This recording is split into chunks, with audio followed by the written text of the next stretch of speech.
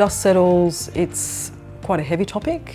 It's about a woman that's experienced sexual assault, sexual abuse, and it's really a look at the journey or the complexity or the scope of the emotional trajectory of what one experiences, particularly looking at the isolation and how that's responded to. And also something that really still intrigues me is, as a massive issue in our society that has such high numbers, why it still feels like it's such a taboo to talk about. Initially this was played with just acoustic guitar and some strings. Robbie Pellerin, who's a dear friend of mine, he does a lot of production work, heard the song and said, I really like this, do you mind if I did some mixing and tell me what you thought? And initially I was a bit reluctant, and I thought, sure.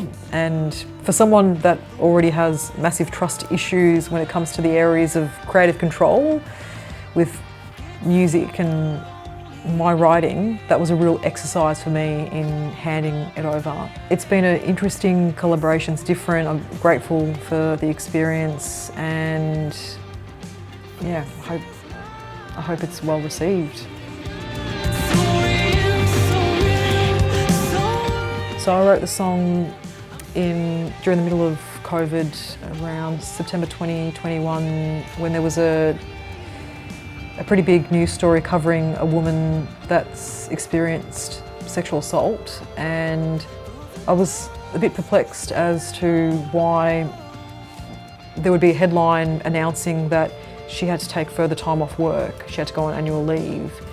And I thought, wow, why would they feel the need to highlight that as a massive thing? Like, obviously this woman would be needing some recovery time, privacy, and the media was really biased, as they often are, with covering the offender, who is an upstanding citizen of his community. That really became the catalyst to write the song. The lyrics came right away. I actually wanted to write about this topic for a long time, but I suppose I didn't have the courage to, because it's such a taboo subject, which, I mean, it isn't in one hand, but I don't feel like we're adult enough still to knowing how to respond to people, knowing how to provide comfort, support, and remind survivors that they're not alone, that they're in these scenarios where they lose their voice, but the healing process is about reclaiming the voice.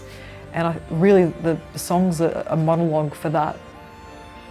It's about reclaiming your voice.